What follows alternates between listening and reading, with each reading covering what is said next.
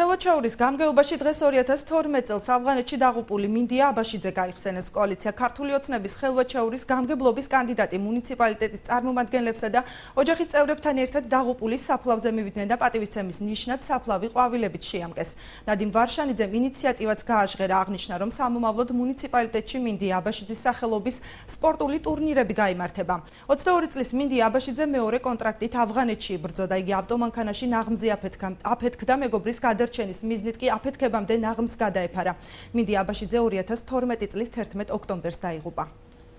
ყველა ქართველს, ყველა პატრიოტს მინდა მივილოცოთ დღევანდელი დღე და მოგეხსენებათ, თუ რაოდენ მნიშვნელოვანი იყო და არის ჩვენი ქვეყნისთვის დამოუკიდებლობა.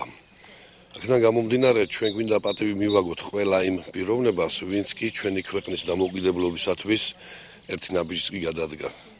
ერთი, ასე ვთქვათ, საქმეც კი გააკეთა და თავისთავად მოგეხსენებათ, რომ ყავს ჩვენ პატრიოტები, მათ შორის მინდია აბაშიძე, რომელმაც გმირულად თავი შესწირა ჩვენი ქვეყნის ხვალინდელ დღეს, ჩვენი ქვეყნის მომავალს. მინდია ავღანეთში მეორე კონტრაქტზე იყო წასული.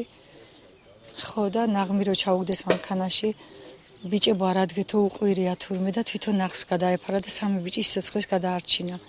ის იყო ძალიან კეთილი, ჭკვიანი, ყველასთვის პატივმოყვარე და ძალიან კარგი ადამიანი იყო, ერთმანეთელში ამყოფოს. დღევანდელი დღით ძალიან ბედნიერი ვარ, რომ ჩემშვის არავინ არ ივიწყებს.